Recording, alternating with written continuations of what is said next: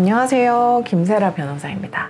지금 법원 여름 휴정기라서 제가 여름 휴가를 와 있거든요. 그래서 휴가지에서 올리는 영상이니만큼 조금 가벼운 주제로 준비를 해봤습니다. 바로 공부 방법에 대한 것들이에요. 제가 대입 준비할 때나 더 나아가서 변호사 시험 준비할 때 어떤 방법으로 공부를 했는지 공부 방법 팁, 꿀팁 이런 것들을 좀 정리를 해봤어요. 사실은 제가 한동대에서 소송법 강의를 하고 있거든요. 근데 제 강의를 듣는 제자들이 또 요청했던 주제이기도 해요. 교수님, 어떻게 공부해야 될지 모르겠어요. 공부 방법 좀 알려주세요. 이런 얘기를 많이 듣거든요. 그래서 이제 준비를 해봤습니다. 크게 대학 입시, 그러니까 대입 준비했던 그 수험 기간 동안의 방법이랑 그 다음에 법대에 가고 법 공부를 하고 변호사 시험 준비를 할 때 썼던 방법들 두 가지로 나누어서 준비를 해봤어요. 그 대입 준비할 때 그 썼던 방법들은 사실은 너무 오래됐어요. 제가 40대 중반이니까 거의 20몇 년 전의 일들이긴 하고 지금은 대입제도가 완전히 많이 바뀌었을 거라서 이게 큰 도움이 될까 싶기는 한데 어쨌든 한번 떠올려 봤습니다. 먼저 저는요, 제가 사실 고등학교 3학년 때 점수가 굉장히 많이 올랐어요. 고등학교 3학년 1년 동안 공부를 열심히 해서 수능 점수가 굉장히 잘 나왔었거든요. 그래서 법대에 갈 수 있었는데 그때 어떻게 내가 공부했나 보면은 저는 그 오답노트 활용을 되게 중요하게 여기고 열심히 했어요. 그러니까 매달 모의고사를 보고 문제집을 풀고 이렇게 문제를 풀 일들이 생기잖아요. 그러면 내가 틀린 문제들만 따로 스크랩을 하는 겁니다. 스크랩을 해서 모아놓아요. 모아놔서 그 다음에 다음 시험 때 또 틀린 문제들이 계속 들어오겠죠. 근데 또 지워지기도 하는 문제들이 있어요. 그게 뭐냐면 내가 확실히 이해하고 이 문제는 다시는 안 봐도 되겠다 싶은 문제들은 X 표시를 하거나 뜯거나 지웁니다. 그러면 내가 계속 모르겠는 문제들만 남게 되는 거예요. 오답노트에. 그런 식으로 매달 쌓아갔어요. 쌓아가고 확실히 알겠는 건 지워가고 그런 식으로 하다 보니까 가장 중요한 수능 시험 전날에 내가 마지막으로 꼭 한번 보고 들어가야 될 문제들이 정리가 되더라고요. 딱 그것들만 남아있는 거죠. 그래서 과목별로 그 오답노트에 남아있는 문제들만 후루룩 보고 시험 보러 들어갔던 기억이 나거든요. 그래서 저는 오답노트 활용을 굉장히 잘했던 것 같아요. 그게 되게 도움도 많이 됐고요. 그러면 또 두 번째 방법은 제가 사실 수학이 많이 약했었어요. 수학이 많이 약했었는데 수학 문제는 틀린 문제들을 뒤에 답안지를 절대 보지 않고 오답노트에 아까 말했듯이 오답노트에 옮겨놓겠죠. 내가 틀린 문제니까 옮겨놓은 다음에 그 문제를 통째로 외웠습니다. 통째로 외워서 계속 생각을 하는 거예요. 밥 먹을 때도 좀 생각하고 학교 오갈 때도 생각하고 이렇게 틈날 때 생각하면서 계속 풀려고 노력했어요. 스스로. 그래서 길 가다가 그 문제가 탁 풀릴 때가 있어요. 그럼 굉장히 기쁘더라고요.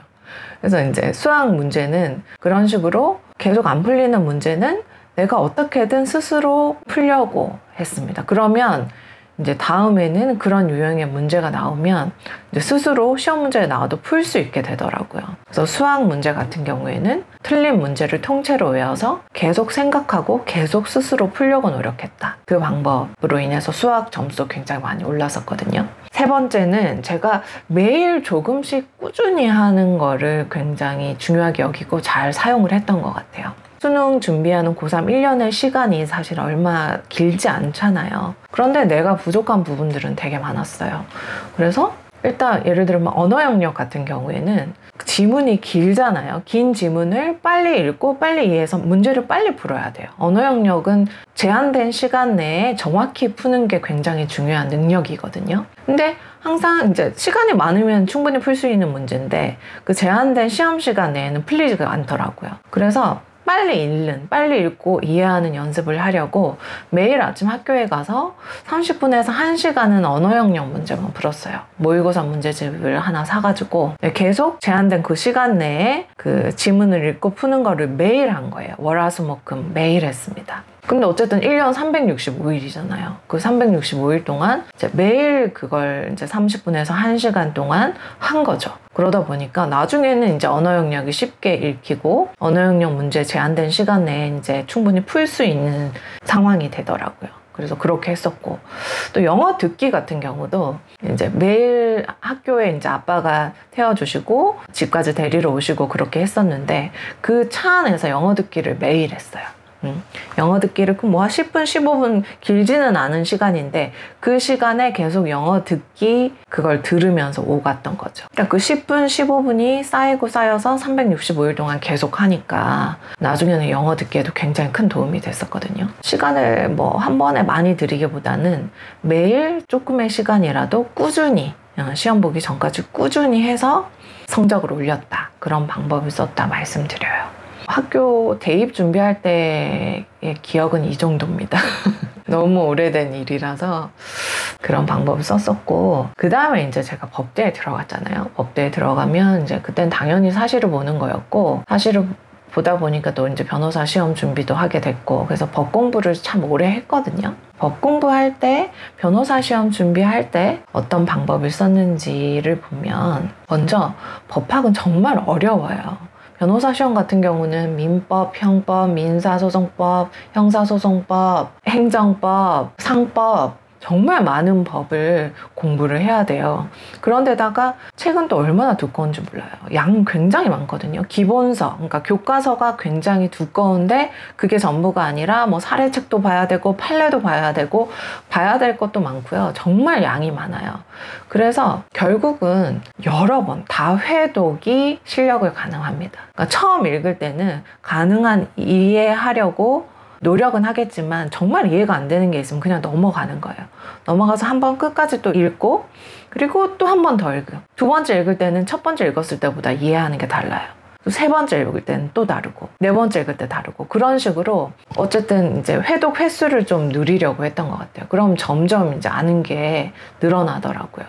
법학 공부의 또 특징이기도 하고, 양이 너무 많고 어렵다 보니까 제한된 시간 내에 최대한 많이 봐야지 실력으로 남는 것 같더라고요. 그래서 다회독, 최대한 많이 읽을 수 있도록 다회독하려고 노력했다, 그런 방법을 썼었고, 그 다음에 두 번째는 교과서의 목차를 굉장히 중요하게 여겼어요. 그러니까 교과서 제일 앞에 보면은 법학 기본서에도 목차가 있거든요.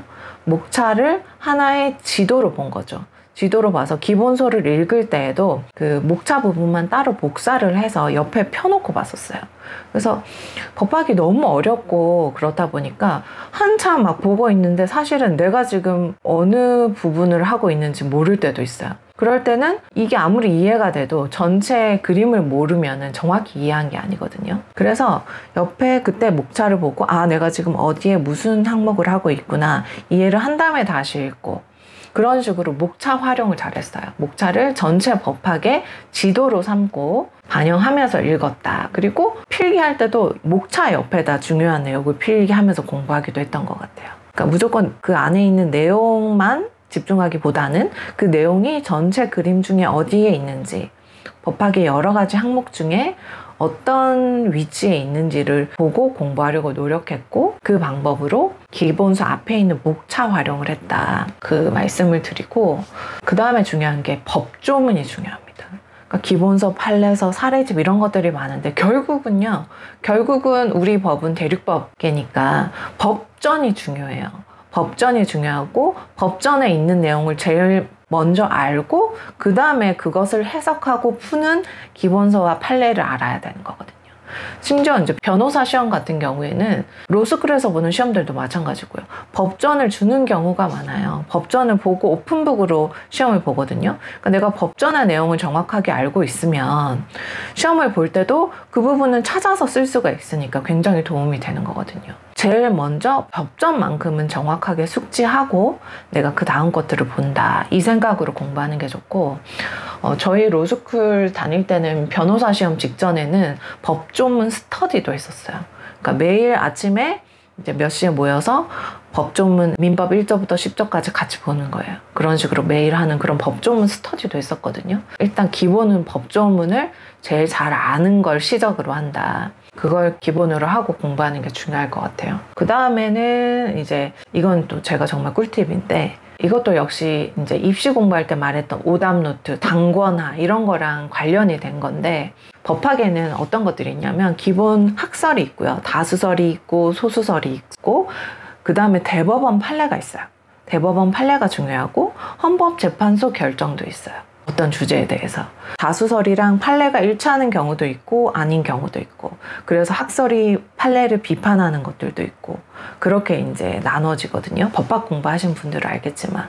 그래서 저는 나중에 시험 볼 때 그 책을 후루룩 잘 보기 위해서 색깔을 다르게 표시했어요. 색연필을 여러 가지 준비해서 어떤 주제에 대해서 학기의 다수설의 입장은 초록색으로 표시를 하고, 대법원 판례는 파란색으로 이렇게 줄을 그어놨어요. 헌법재판소 결정 같은 경우는 무슨 색 할까 하다가 핑크색, 분홍색을 골라서 줄을 그어놨고요. 그런데 이제 다수설이랑 대법원 판례가 일치하는 경우도 있거든요. 그런 것들도 답안지에 잘 써주면은 이제 점수를 받아요. 그런 거는 또 빨간색으로 일부러 또 표시를 했어요. 그렇게 색깔별로 다르게 표시를 해서 필기를 하니까 나중에 책을 다시 펼쳐보면 눈이 한눈에 들어오는 거예요. 딱 이거 다수설 입장, 이거는 대법원 판례구나, 이거는 통설과 판례가 일치하네, 이런 식으로 딱 눈에 보이게 필기를 했었거든요. 그래서 그런 식으로 이제 단권화를 하는 게 나중에 변호사 시험 보기 직전에 굉장히 큰 도움이 됐었던 것 같아요. 그런 방법을 썼었고, 그 다음에 이제 저의 이제 꿀팁, 저는 이제 이거 없으면은 살 수가 없는 게 아니라 이거 바로 이것입니다. 저는 중학교 때 고등학교 입시, 대입, 그 다음에 뭐 사시, 변시, 지금도 사실은 일할 때 이어플러그를 끼고 하거든요. 이건 좀 개인적인 건데 제가 좀 소리에 예민하기도 한 것 같아요. 그래서 이제 집중하기 위해서, 집중해서 그 시간에 공부를 하고 서면을 쓰고 완성하기 위해서 이제 소음을 차단하는 역할을 하는 이어플러그를 필수적으로 쓰고 있습니다. 그래서 내가 집중하는데 좀 소리 예민하다 이런 분들은 이어플러그를 쓰시면 좋을 것 같아요.